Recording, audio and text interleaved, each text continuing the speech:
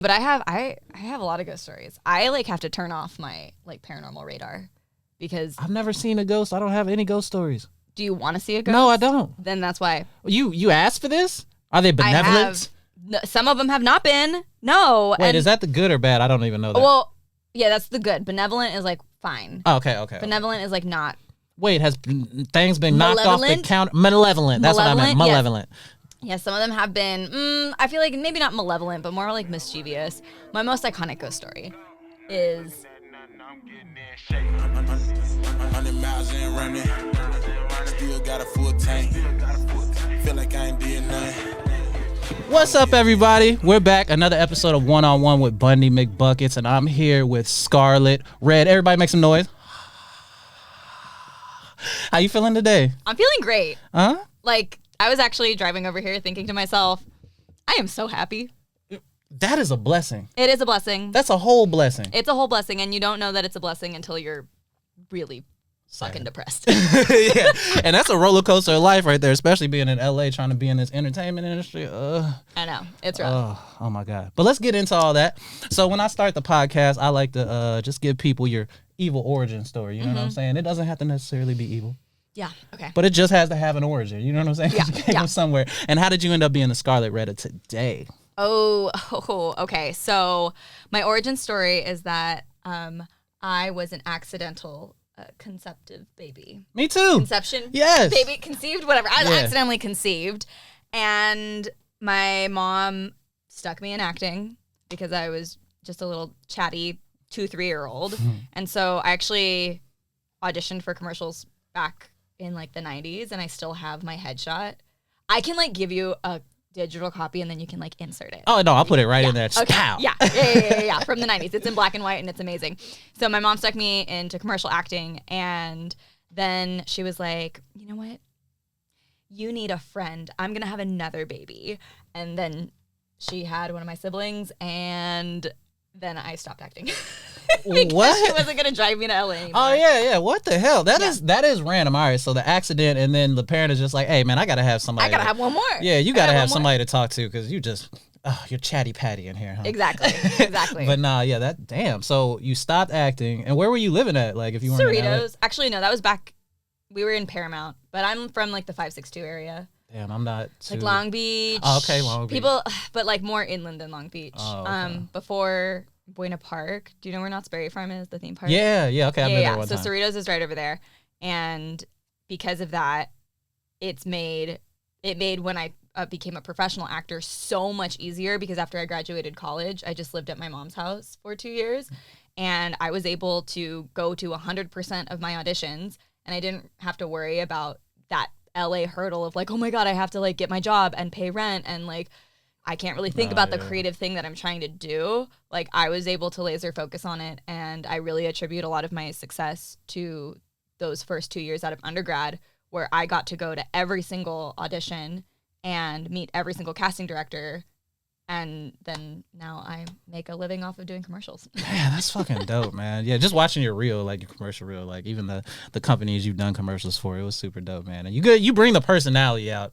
Thank you. And everything you do. Like, Thank you. It's out there. I was watching Gal Pals. Oh my God, bro. Pals. Even how you were introduced to the show, just like you smack old girl on the head with what the hell is that, a hacky sack? I was just like, B, bow. I was like, yo, I was come thinking on, of a mallet. bro. That shit was so fucking funny. All right, but yo, yeah, I just finished season 1.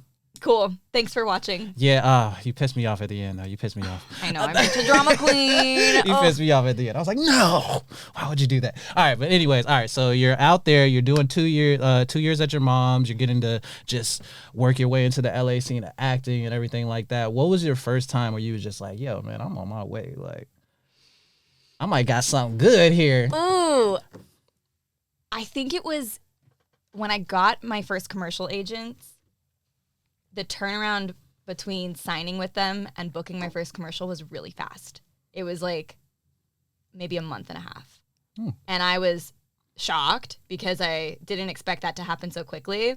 I'd been out of school for maybe 6 months, 8 months, 9 months. I don't know. I graduated, whatever. It doesn't matter. It doesn't matter.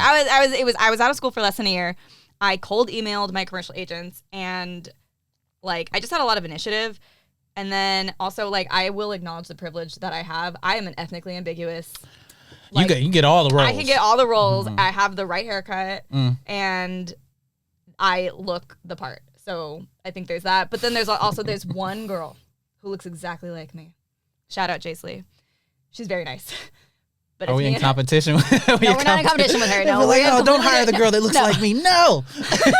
we have completely different personalities. And I always say, like, at least I only have one. Like, there are actresses out in LA who have like a dozen doppelgangers. Yeah. But I will say that it's nice to like have this look.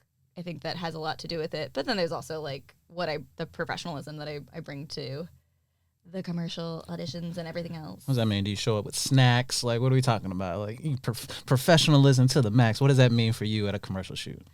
I think for me, not necessarily a shoot, but at an audition, I have spent a lot of time learning how to like ground my. So you see how like animated I am? I've learned how to dial that back, like a lot, like so much for on-camera work. And so I feel like in a commercial, just because I have so much experience in doing them, I know what they're looking for, and I know how to do it like this, like, you know. Oh, with the like, face? Yeah, with the face. Oh, yeah. okay. Yeah. No. It doesn't make a lot of sense, but it makes some sense. You know what I'm saying? But you're just like in a different world than me. I'm trying to like. I've only done like one acting thing, and it was just like an ad-lib thing the whole time. So like I'm not too in depth with like even being in front of the camera like this. You know what I'm saying? Like it's my first. You know what I'm saying? But yeah. So you're in a commercial. You're in an audition. Let's do auditions because like. Oh wait. I feel like there was something that we like. I wanted. There was a road I wanted to go down. Ooh. What was the previous question? Oh shit. Never mind. Whatever. No. High Mind is gonna figure this out right now. Let's move on. Yeah, All right. So what's your favorite thing that you booked commercially so far? Like, I don't want to talk about like any of the. Oh, I've been to Mexico twice for a commercial, and so that made it my favorite thing. Oh. Yeah, the jobs that I've gone to travel for. And so the first time I booked a Samsung commercial, and it was a dancing spot, and so I also have a dance background. That was what I did in my childhood after I stopped acting, was danced.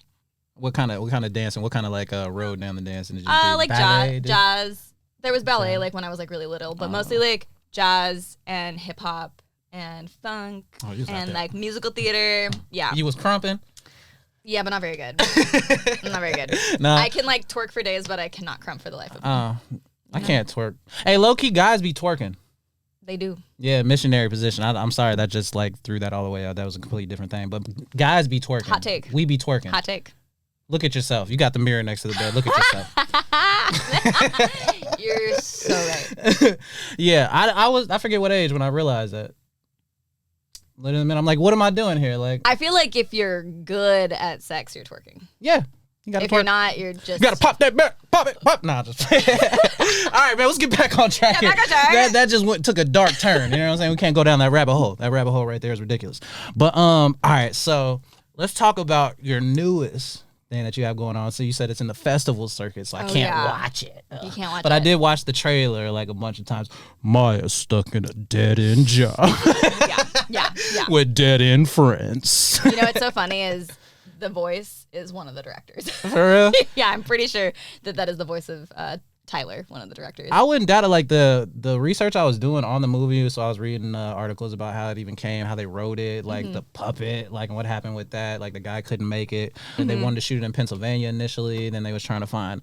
You know it. I actually don't know about that part about Pennsylvania. No. Oh shit! They wanted to shoot it in Pennsylvania, and then they thought we should have this different vibe to it. So they called a whole bunch of like gas stations in Texas. They found a mom and pop's store that closed at 5, and you know the rest from there, right? Oh my god. Okay, so that man. His name was Rick. He owned the gas station. Him and his like brother or his family member, they owned this gas station, and he was there with us. The nicest man in the world. He lovely, like Southern comfort. Like I'm glad you threw that in because it didn't look like it was going to start like that. No. Rick was awesome. He was like the sweetest man in the entire universe, and he was with us at night every night, and we shot for 5 nights, every night overnight. And then he opened the store at 7 a.m. and then was there all day long. I don't know that man slept for the week that we were there. Damn. Yeah. That's hospitality. Southern hospitality. Did he bring you some sweet tea? No. But he let us buy all the cigarettes that we wanted to. Oh. He also like let us destroy his liquor store. So. What did you do in that store? I mean, first of all, you're fighting the bugs and stuff, big, huge bugs. You're running away. You're jumping over stuff. You're crashing into things. Like, so how messed up was that store after the 5 days of production? I think the store was fine because our team did a really good job of cleaning it up. But like, I'm sure that there is still blue applesauce like in between the, like whatever you call it, that barricades like the door, like the glass behind the door, like the metal bars. Yeah. Yeah. So I'm sure that there is still applesauce there and like on the counters and like the nooks and crannies of the floor. And then, just like there's a really great scene that we have a screen grab of in a lot of like the promotional photos. It's like me and it's like kind of like tunnel vision, like the light's all green. Mm-hmm. Do you know what I'm talking about? You've seen it. Where we like cleared off all the shelves. Is that what was on your face? Blue applesauce, yeah. Oh, yeah. I was like, damn, she looked like she been going through it. I know, right? No, they make blue applesauce. But yeah, anyways, so like... Wait, the bugs make blue applesauce? The blood is made of blue applesauce. And they sell it. You can like buy it on Amazon. Oh, shit, that's dope. Yeah, it's blue raspberry. Blue raspberry. Yeah. That make a delicious killing. Right?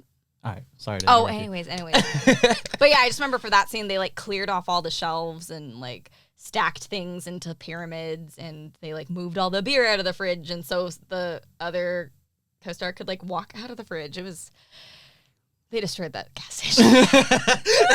All that to be said, and they destroyed that gas station. I'm an actress. I didn't have to lift a finger. Oh, yeah, I did DP work.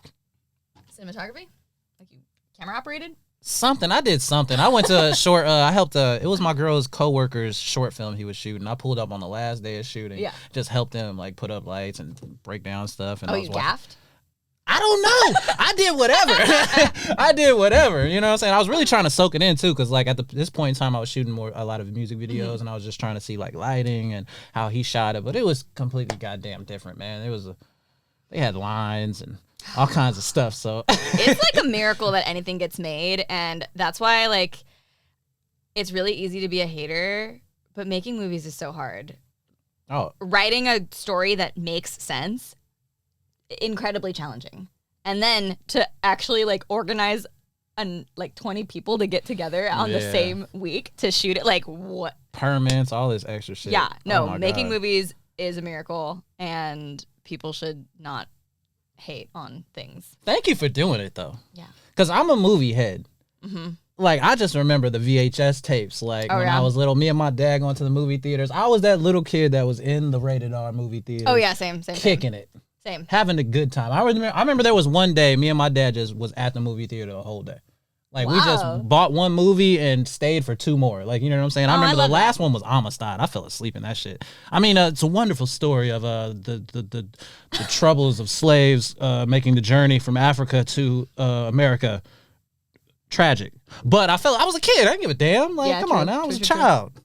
Damn. Have you ever been to Videotech in Pasadena? It's a video store, like a rental store. And they have like every movie ever on DVD and Blu-ray. Ooh. Yo, that's nostalgic right there. Going to renting a movie. That is my go-to like first date. Renting a movie? Yeah. Not my first date. That's like one of my first date. You're inviting them to the crib? No. That's like my go-to, one of my first go-to dates. It's a good time though. Like, you know what I'm saying? Just like make like a pillow, like pour it on the floor, you know, have drinks, snacks, a good movie, a weed. Excuse me, that's just for me. Yeah, weed is not for me. I'm so sorry. No, I hate to. I don't blaze it. You don't blaze it. Hey, today is actually 420. I know. And today is actually 420. She's like, I don't blaze it. I don't blaze it on 420. Do you like not react well to it? No, I get so paranoid, and I'm like, I'm a loser. I'm a disappointment. Oh, you go down the wrong. I go down the wrong.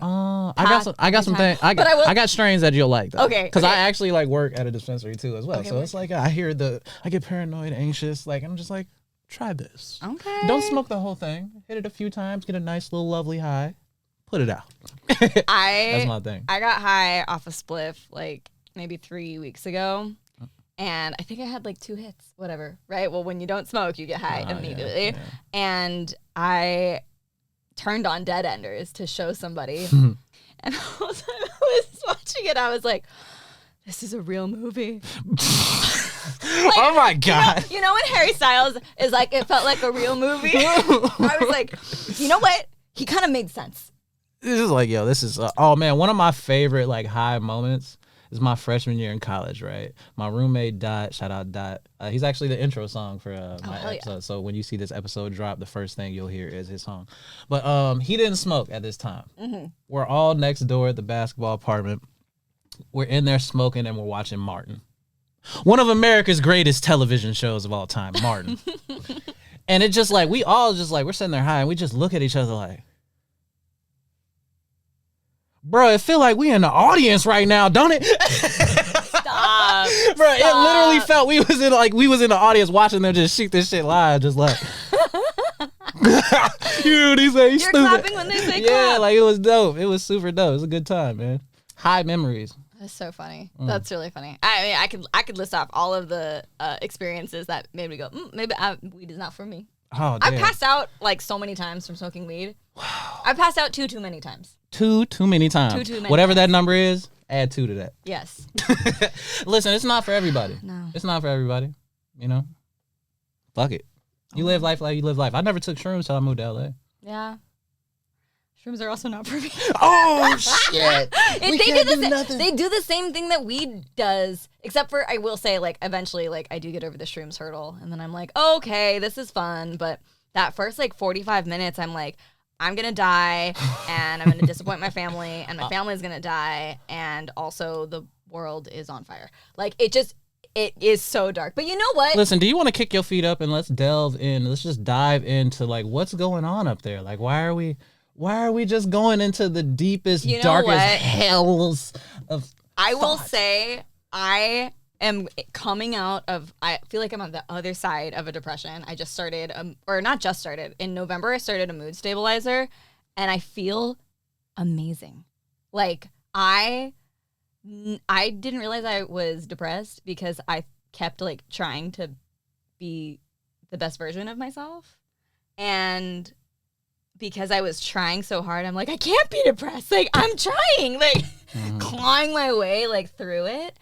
And I went sober for a year because I was like, maybe it's, like, even using any kind of substance is, like, affecting, like, my mood. And I was, like, crying for days for no reason about, like, all kinds of random shit. And I wonder if my use of, like, psychoactive substances, like, because of, like, the baseline state I was in back then, if that's why, like, I went down that path. And so I haven't taken shrooms. I guess I smoked weed like the day, and that was a tainted joint though with a spliff. I call that a tainted joint. True. But I didn't go down a dark road, and so I was just like, that's a movie. That's a good one. That's a movie. Yeah. So maybe that's why that could very much be why. So, like, with depression, I'm sorry, I just want to ask a couple questions about please, this. I'd love to. Because, like, I feel like in the black community, like, depression isn't a word. You know what I'm saying? Like, it's like, yo, we got things that's going on, you know, it's just like, get over it.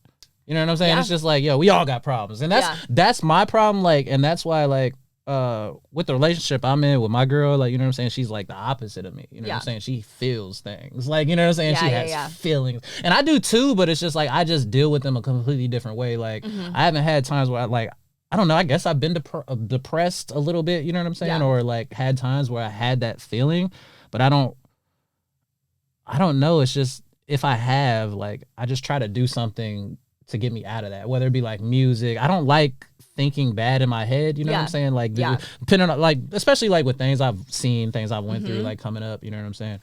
Just finding a happy place, I guess is like, you know what I'm saying? But it's like, and that place for me, like, a lot of times I was playing basketball for a lot of my life. So like, that was my take emotions out, like, thing, you know what I'm saying? And I've gotten better during my relationship, like, cause she's just beating my ass. Like, she's beating my ass. You're beating my ass, girl. Like, I'm trying. You know what I'm saying? But it's like, yo, I'm trying a bit better at, like, communicating and, like, emotional shit. Yeah.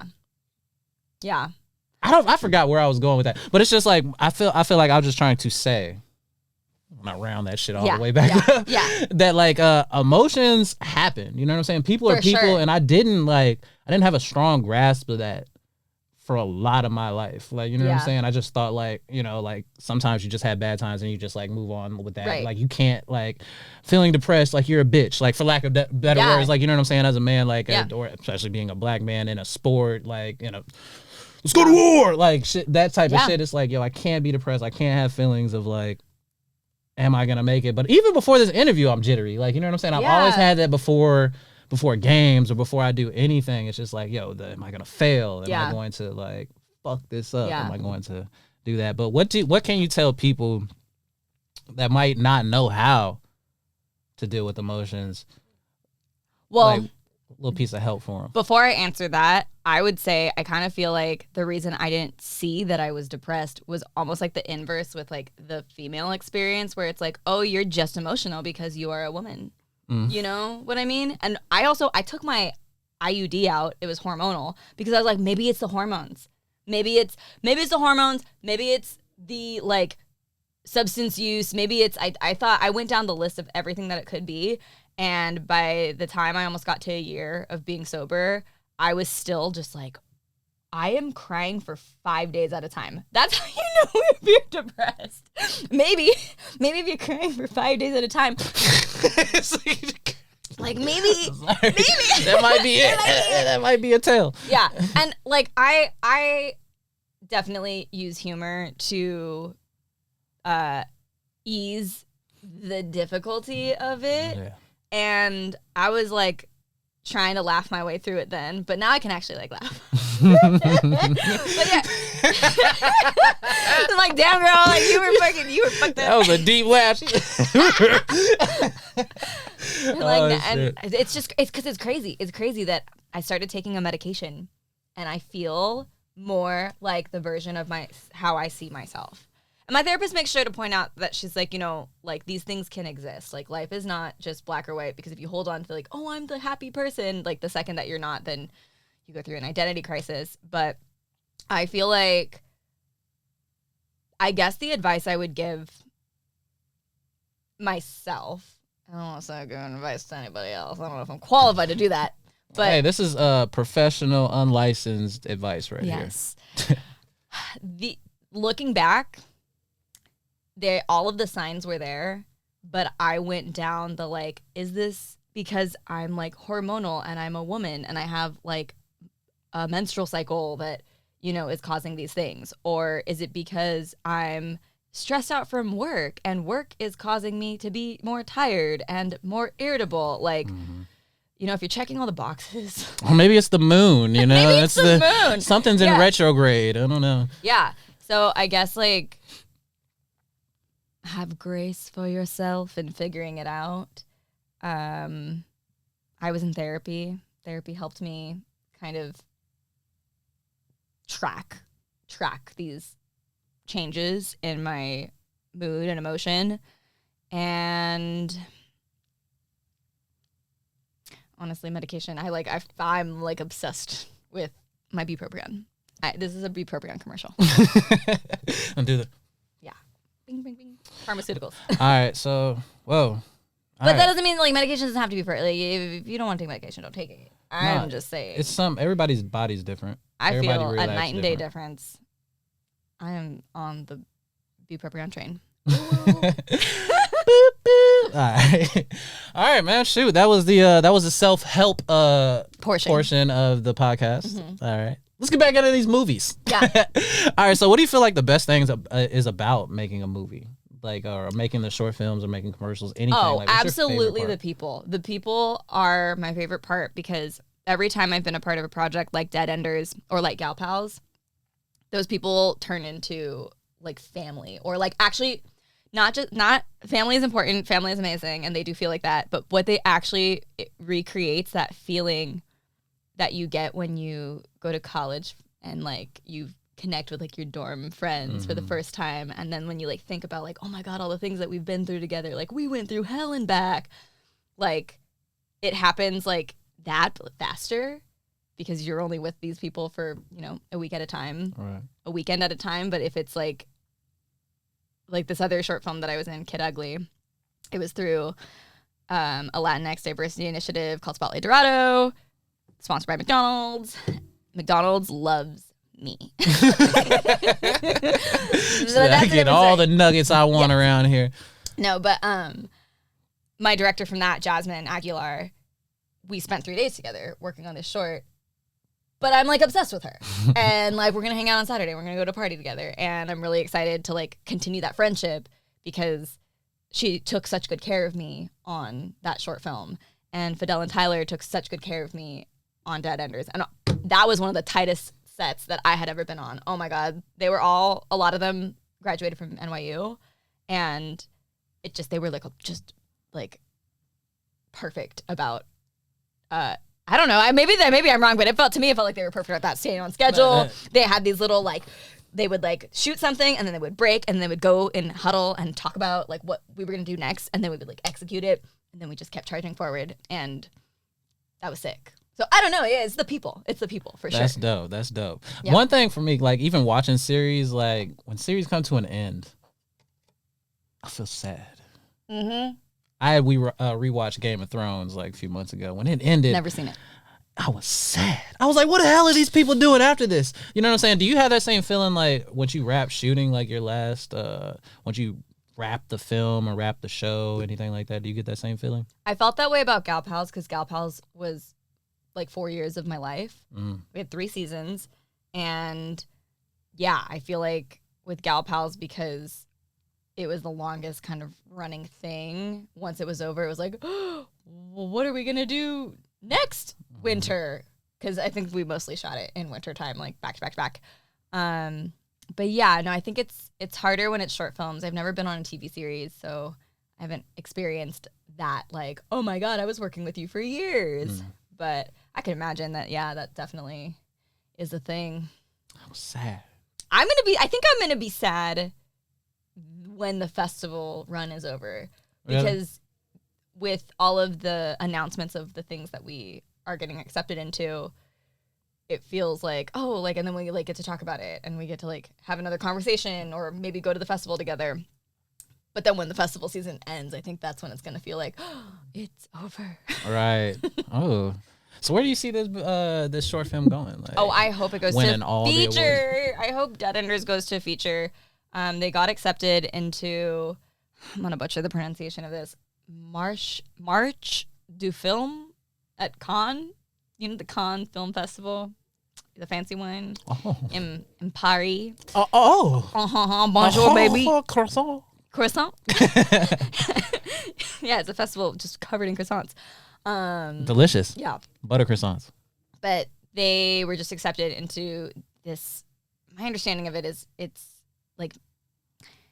a pitching program where they get to pitch the short film to be a feature. They get to meet with execs and financiers and things like that. And so that's a really good sign for that project. If you're talking to people about money, yes. you're like, yes, we're taking steps. So hopefully it gets greenlit as a feature. How long is a short film? 12 minutes. For real? Mm-hmm. Oh, shit. I know. It's crazy the amount of work that goes into it. Right, I was damn, 12 minutes. So short, yeah. Yeah, I could have watched that on the Uber ride over here. Dude, Kid Ugly. I should have sent you a link. I have a private link. Holler at me off camera. Right. Kid Ugly. What was I going to say about that one? It was 10, 11 minutes long. And because it was a part of this diversity initiative, they were awarded $75,000. $75,000 for 10 minutes is so crazy. Yeah, that's good work right there. It is some good work. Man, that's what I strive to do right there. Right? I need that the Steph Curry kind of life where I just 1 second of my life I'm getting $15. Nuts. I know. It's crazy. But we'll get there. Yeah. You said you haven't been on a series yet. Haven't been on a series yet. And the key word is yet. You know what I'm saying? Exactly. Yeah, that Gal Pal shit was good, man. Thank it was a you. good time. Like I said, I only finished the first season, but I was giggling. It's so silly. I was giggling. It's so silly. It was a good time. And old girl was, I wrote this down to ask, what is it about Jeff Goldblum? I'll tell you what it is. Okay, so I feel like we should give them some context for Gal Pals and Jeff and all of this. No, not even on Jeff. Like, even when I first came out here, was like Tinder swiping. Like, girls would have pictures with Jeff Goldblum. Oh, really? Yes. Oh. Like, Jeff Goldblum. Women love you, man. What is it? He has a good hairline. He's an older man whose hairline is still intact. Wow, that's a blessing right there. That's a blessing. Whenever I'm like, why is that man attractive? It's because he still has his hairline. No offense to anybody who's losing their hairline, but I think that's what it is. Also, he's like an odd dude. Nothing to do. Like, he's one of the best like hands actors ever. He like describes things. He is a hand actor. Like, what the fuck was that? I was playing a theremin. Oh my god, yeah, that's a good time. That's a good time. But damn, Jeff Goldblum. Shout out Jeff Goldblum. Come on the podcast. Let's talk. Let's talk about like how you are, who you are. Jurassic Park was a good shit. Like, I liked him in Jurassic Park. Jurassic Park is great. I like him in The Fly. What else is he in? He's in a lot of shit. He's in a lot of things. Have you seen his Hot Ones episode? No, I didn't. Oh my god, you have to watch it. He definitely gets like high off the hot sauce. 'Cause you know how that's like a thing. Once you hit a certain level of spicy, you're like, you get a little. I loopy. never heard that. You never heard that? I never heard that. Oh my god. High off the hot sauce. Yeah, you get like kind of loopy because like the hot sauce is so like disorienting because you're just in so Just much messes pain. up your equilibrium or something like that. Something, yeah. But he gets towards the end half of the hot sauces and he starts like rambling about his wife and like a trip. I don't know, like I forget what it exactly is, but it's like, wow, that had nothing to do with what we were talking about. All right, shoot. Should we just like chug a bottle of hot sauce and just see what happens? I don't want it to come out the other end. We'll swear about that another time, you know? We got to get this content. Next episode, we're going to see Skarlett Redd drink a whole half a bottle of Tabasco sauce. And then I'm going to live tweet from the bathroom. Oh, is that the best place to swipe? Oh my god, apps? wait, did you see my tweet today? I did see that tweet, but I'd be swiping on the toilet too. Okay, so first of all, I want to preface this by saying I am on Hinge restriction this month because I'm trying to meet this deadline for an application. So I was like, no swiping, because if you swipe, you gotta be like, what, you're intending to go out on a date. And I said no dates for April. I did pretty good. How far in April did you make it?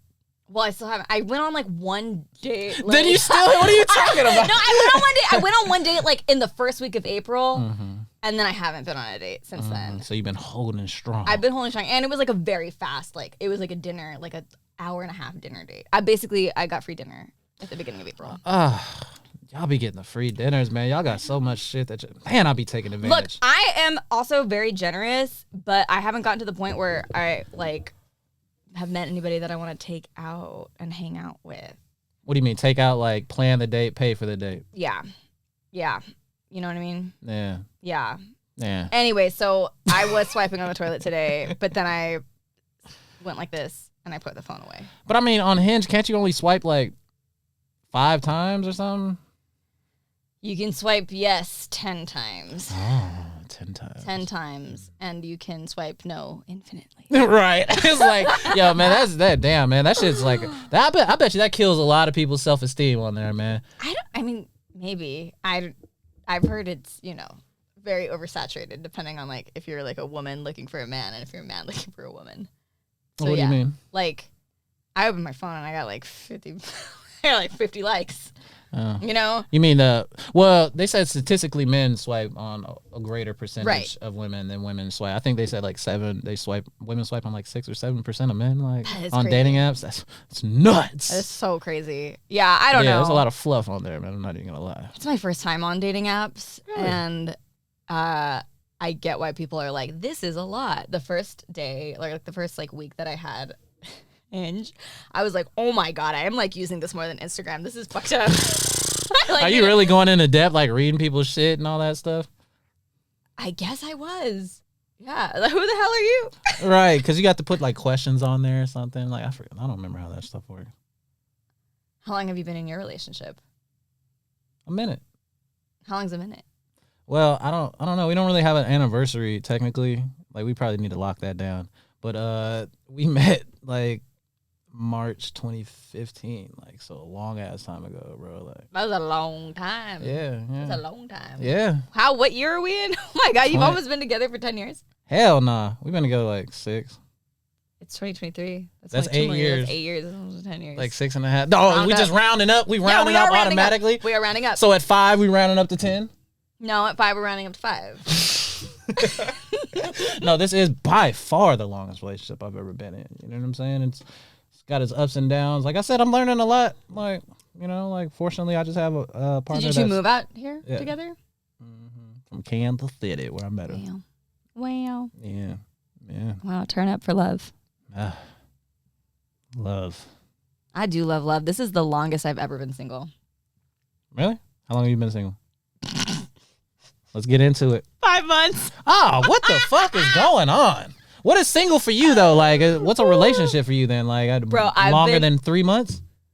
I've been in 3 long-term relationships since I was 17, back to back to back, and I'm talking about this publicly to hold myself accountable.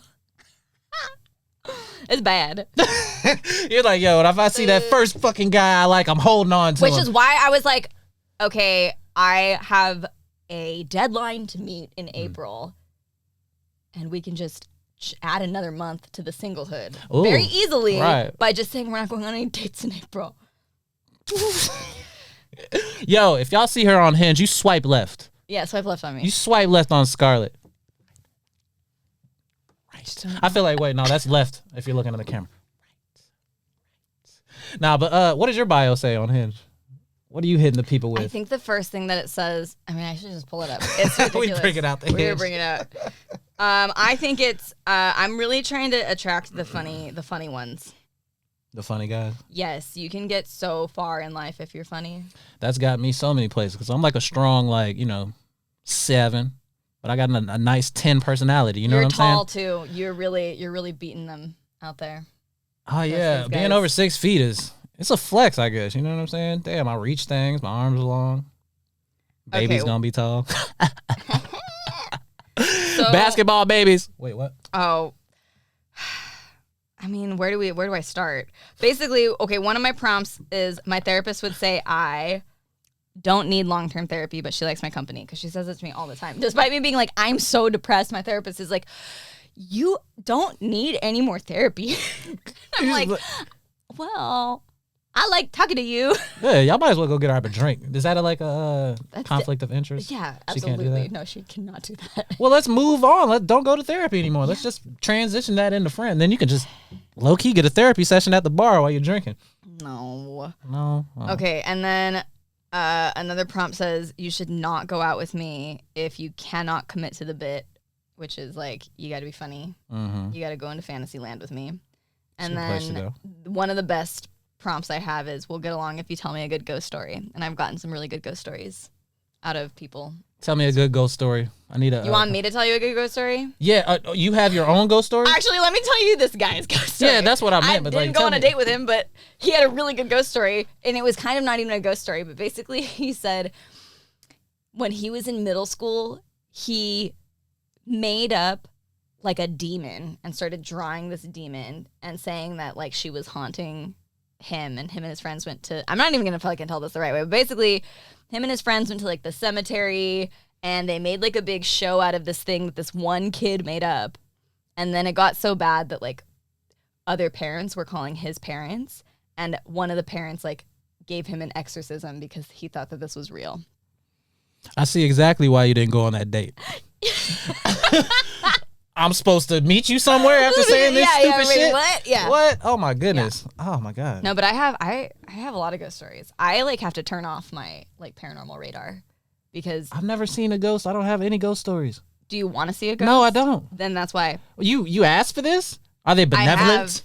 Some of them have not been. No. Wait, is that the good or bad? I don't even know that. Well, yeah, that's the good. Benevolent is like fine. Oh, okay. Benevolent is like not. Wait, has things been knocked off the counter? Malevolent. That's what I meant. Malevolent. Yeah, some of them have been, I feel like maybe not malevolent, but more like mischievous. My most iconic ghost story is when I was 15, I lived in Lake Elsinore, which is like one of the oldest cities in California. And it's like weird and rural and awful. Sorry, Lake Elsinore. But anyways, they have this antique store called The Chimes that used to be this bathhouse. And I went there with a friend and I bought a bracelet that the owner of the antique store said came from a like wardrobe chest thing that belonged to the original owner. Red flag, like red flag. And I knew that this antique store was haunted. Like it's like a very haunted like place, the Chimes, like Elsinore. And so whatever, I was like really excited to go there because they have really weird hours. And so like finally I was able to like go into the Chimes and like shop around. And I was hoping that I had seen some like paranormal activity while I was there. And they have this like really like creepy doll room where there's all these like dolls. Yeah, it's like bad news. It's like bad news written all over it. And I'm just like, I'm 15 and I want to see a ghost. Creep me out. Yeah, creep me out. Nothing bad has ever happened to me before.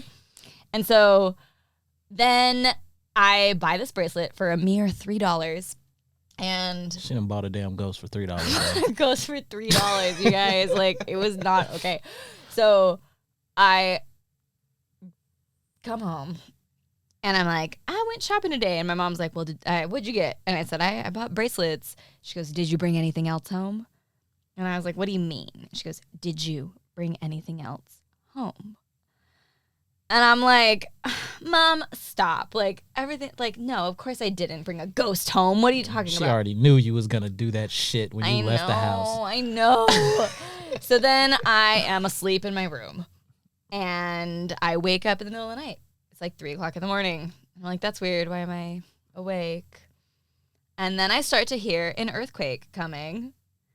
And I used to say, like, I used to wake up before earthquakes happen. I don't know if that is true. But basically, I, like, heard, like, the rolling of the earthquake. Like, it came from over here. And then it, like, shook my room, shook my bed. And then I, like, heard it go away. Like, the way an earthquake happens. Because, you know, it's, like... That's crazy. Like, right? It's, like, the seismic wave is, like, going... That does make sense. Tectonic plates and all that. The tectonic plates are tectonicking. Yeah, they was tech. They're TikToking. TikToking. They're TikToking plates. Earthquakes have their own TikTok. Sorry. So then I'm like, that's weird, whatever, go back to sleep. Actually, I had thought to myself, should I go sleep in my parents' room? And I'm like, no, girl, you're 15. Like, you can't go sleep in your parents' room. So the next morning, I asked my family, like, hey, did you guys feel that earthquake last night? It was pretty big. My mom's like, no. What earthquake? And I'm like, the earthquake that happened last night that shook my whole room. She's like, you should really look up if there was an earthquake. So I like go on to like 2009 Google and I'm like, what's the nearest earthquake? Where was it? And it was like, there was like no seismic activity in the area. And I was like, oh shit. It happens again the next 2 nights in a row. And by the third night, I'm like, I like throw on the lights and like call for my dad. And I'm like, hey, Keely, I don't want to sleep in here anymore.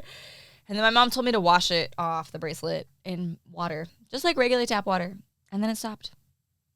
I would have frisbeed that goddamn bracelet across the street into the a way I neighbor's kept house. the bracelet for so long.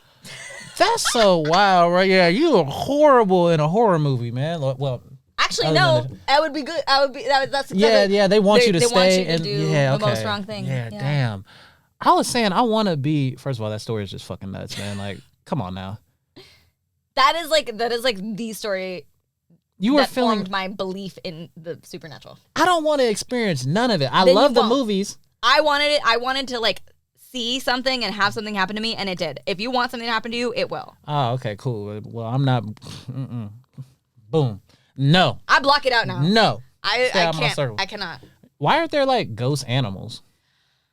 Well, there are. There are? Yes. People see like ghost like animals all the time. For real? Yes. I never heard that. I feel like I used to see like a ghost cat outside of my mom's house all the time. Describe this ghost cat and what made it a ghost kitty. It just looked like a little shadow. You know what? Like shadow people? It's like shadow animals. I'm sure it wasn't just a super black cat at night and just moving. It just kind of looks like, hey, was that a cat? And then you look and there's nothing. Oh my God. Yeah. I don't want to experience that side of life. I'm not going to lie. That's deep. I feel like if you don't go looking for it, it won't find you. Cool. Let's just state no means no, y'all. Exactly. I'm calling the police on a cop. I'm not on a cop. On a ghost. I'm calling the police on a cop. On a ghost. I'm calling the police. That just hey, I feel very it's a black ghost. They'll pull up immediately. All right, so oh my God, I got an actor on my podcast. I have a question that is a staple of my podcast that I ask every guest, right? Okay. I'm excited for this because everybody's been giving me super good answers. Like, I don't know where they're going to go with this. So if you could take a movie, recreate it, and star in it, what movie would you choose? Put me on the spot. I feel like there's so many like, oh wow. You got to leave something out. You can only pick one. Take a movie, recreate it, and put myself in it. You get to pick whatever role you want to play in that movie. I feel like I'm inclined to like say like what my favorite movies are and then be like, I want to be in that movie. But I don't feel like that is like the best answer. My knee-jerk reaction was to say 500 Days of Summer. I've never seen that. It's like basically a satirical rom-com. That's your vibe. Yeah. That's your vibe. Yeah. And it's like very like Tumblr hipster 2010, like the zeitgeist exists in that movie. I feel like now I need to give you a movie that you know, because that's... No, that's fine. Tell me more about what role would you play in 500 Days Okay, of so Summer? in 500 Days of Summer, I think so it's Joseph Gordon-Levitt, JGL. You familiar? Yeah, I know who that yes, JGL. He plays like a love-struck idiot who has a relationship with Zooey Deschanel, Summer, for 500 days. So I saw this movie when I was a teenager, and they have like a whirlwind romance, and there's like, it hits a high, and then it starts to hit a low, and then they break up, and then like the third act of the movie is him going through the breakup or whatever. As an adult, when I watched it, I was like, this has to be satire because this is so stupid, and like Summer is such a manic pixie dream girl, and like is just like everything that he likes about her is a reflection of him, and it's not really about her, and that's kind of the point of the movie. Anyways, and it's very LA. But the thing that I realized as an adult, I was like, 500 days? That's a long time. No, it's not. That's like a year and a half. To be in a relationship, okay, well, see, you've been in an 8-year relationship. A year and a half is like a drop in the bucket. In this one? Yeah. Before that, a year and a half was a long damn time. I don't know. I've been in... Well, you said 5 months is a long time, Yeah, so exactly. a year and a half is definitely a long time. No, I think a year and a half of a relationship coming from like a 5-year relationship, a 2-year relationship, a 4-year relationship, a year and a half, drop in the bucket. So I'm thinking to myself, like, and also I think in the movie, the 500 days starts when he meets her. They work at a greeting card company. Like, it's such a silly movie. And so, yeah, so the 500 days starts on her, like, first day of work. So their relationship is barely a year. You know? You don't even know a person in a year. No. And so I think if I were to... I want to be Joseph Gordon-Levitt in that movie because I think I'm, like... I get it. Like, oh, I love you. You're the best thing that ever happened to me. That's how you're going to play that? Yeah. Yeah. All right. Oh, shit. I like that answer. Some good times. Yo, one question I would want to ask, like, we can cut this out. But, women say that it's very hard to talk to other women. What? Yeah. Who? The women that like women. They'd be like, yo, man, I don't even know if she likes women. Like, I don't know how to talk to her. On a romantic way. Yeah. I don't know how to talk to her. Like, I say... I feel like I was saying that, like, 3 months ago, because I'm bisexual. But if anybody wants to hold me accountable, I'm a bisexual who's only dated white men. So put me in jail. It's okay. I'll send myself to jail. But... yeah, don't look at me. I moved off that. When I came back, I moved past it. No, I will hold my own self accountable. But that doesn't make me any less bisexual. Anyways, I feel like in being single and starting to just like, you know, this is me like out on the town, meeting people organically. I thought, oh yeah, it is hard because is she flirting with me? But now I'm like, oh, well, do I think every man is flirting with me? Like, no, not necessarily. Like, or sometimes it is hard to tell. Like, it's not. I don't feel like it's as hard as I made it out in my own head to be. Some people have really subtle clues, and some people don't. You know what I'm saying? So, like, what I've heard from the girls that I have as friends when we talked about it, it's like, oh, I might compliment her outfit or something, and then she just doesn't take it as like, I think you're hot. Like, you know what I'm saying? Yeah. I'm just like, well, say something else. Like, I had a woman come up to me on the dance floor and say, "Hi, you're really cute. Are you queer?" And I said, "Yeah, I am. Are you?" And then she's like, "Can I kiss you?" And I'm like, "Yeah, sure." And then we just started making out, and it was like it just happened very quickly. all right, so take that point. Yeah, if you don't take nothing from this podcast. That was a pretty decent pickup line, but also the context was like, it was a dance floor, you know. First of all, use that at the grocery store. She has to be attractive too. Yeah, she was super cute. It just can't be anybody. Not gonna lie, she looked a little bit like me, but that's okay. Is that weird? Would you date somebody that looks like you? The other actress that's out here. Right? Am I gonna date your doppelganger? No. I don't know that I would be like, oh, absolutely not. I feel like I would date somebody as long as I like vibe with them. I am not supposed to date anybody. This is all hypotheticals. But wouldn't that be like the highest level of like self-love? I know, you right? like somebody who is looks exactly like you. Yeah. That's wild. That's why. I mean, my girl got to get her game up. She has trouble talking to women. Like she's so shy. I'm like, yo, that moment of that woman coming up to me, just being like, "Hi, I think you're cute. Are you queer?" It was like so cut and dry, and maybe that wouldn't work for everybody. I like a direct person, and I like to be direct. So what I like took away from that was that you could just, as long as you're not being like, you know, you could be direct. And you can play the percentages. Because who knows? She might have said that to 10 other girls. She might have, you're right. And 3 said yes. You're right. You know? You're right. That's a good You're percentage, so right. ain't it right? Yeah, you're so right. Oh, shit. That's dope. All right. Oh, my God. That's too fucking funny. All right. One last thing I want you to do is I want you to look into this camera. First of all, is there something that you want to say? Is there something you want to put out into the universe that you want the people to know? I went on my depression rampage, so I got that out of the way. Does it? Because I'm like, I just feel so amazing that it truly is like, if you are constantly feeling like hopeless, worthless, low self-esteem, and you're weepy all the time, like there is a way to reach stasis. And maybe that's therapy, maybe that's meditation, but for me, it was medication, and I am so blessed that was like where my path took me, because I feel like I'm back to being the bad bitch I always knew I was. Hey. Yeah. But I feel like that whole process starts with realizing that something's wrong.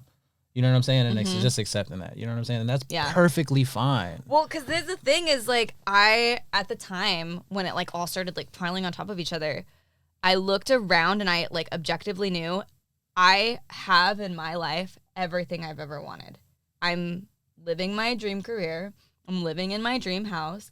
I have the relationship that I want.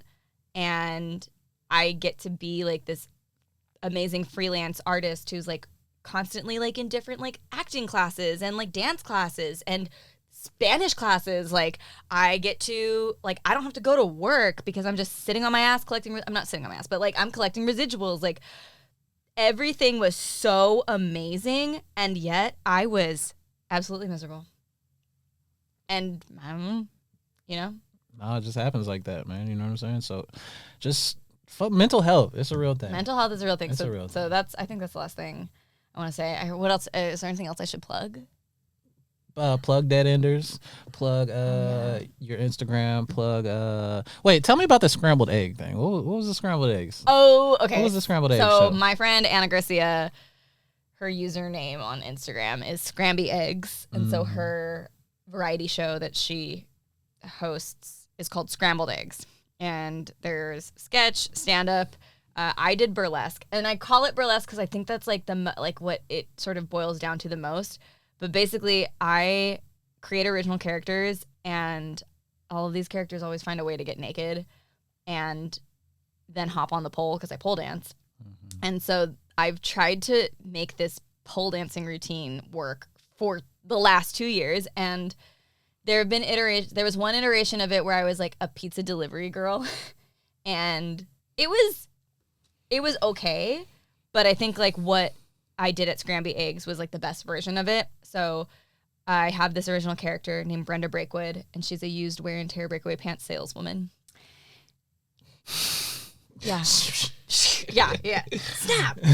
And I basically made a commercial that played in the background while I did my routine live. And I think it really helped like the piece carry and like keep the audience engaged, because in burlesque, it's also like very physically comedic because you're like, you know, you're not just taking your clothes off. You're like kind of telling a story in the way that you take your clothes off.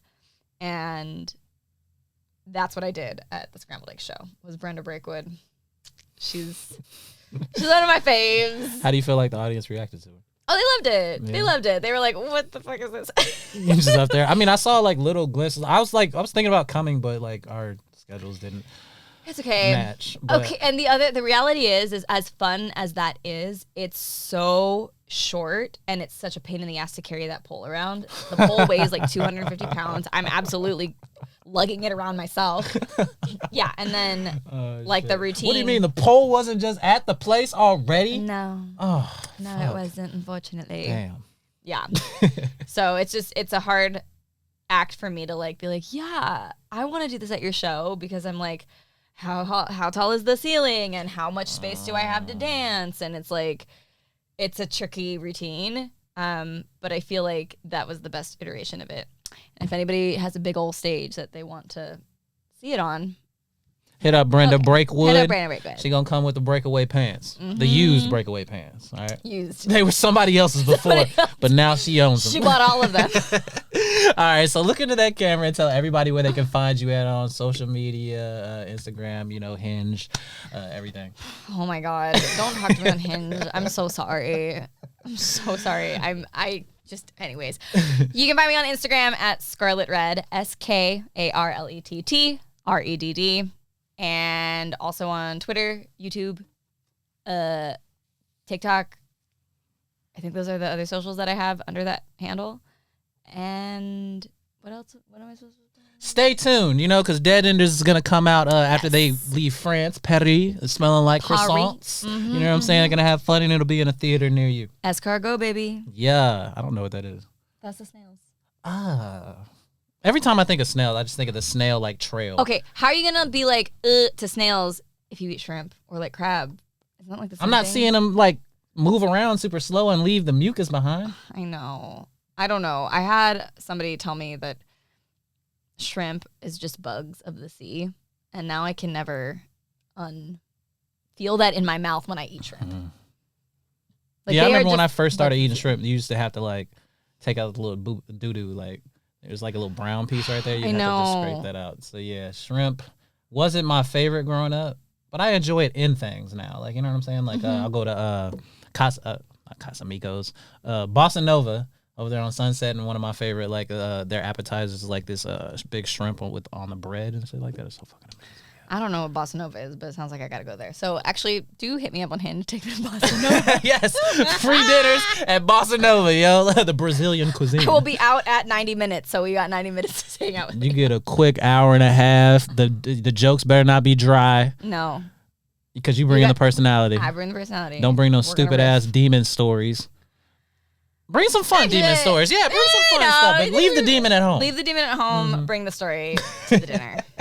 All right, y'all. Shout out Skarlett Redd for coming to the podcast. Make sure y'all like, share, subscribe, talk shit in the comments, love yourself, hit your people up, tell them you love them too, and drink some water, man. You didn't really see me drink too much water on this episode. I usually have my big jug, but drink water. Cheers it up, girl. Cheers it up. And we out. Gotta make room for a fat nigga. Get mine, give a fuck what you got, nigga. I was down, I was broke, I was that nigga. I was fried, I survived, I ain't tired. I just put all the talk to the side. Went from the thought to this nigga to golf. Bars is hard, but this nigga look soft. Polos and loafers and drip before so I'm grown.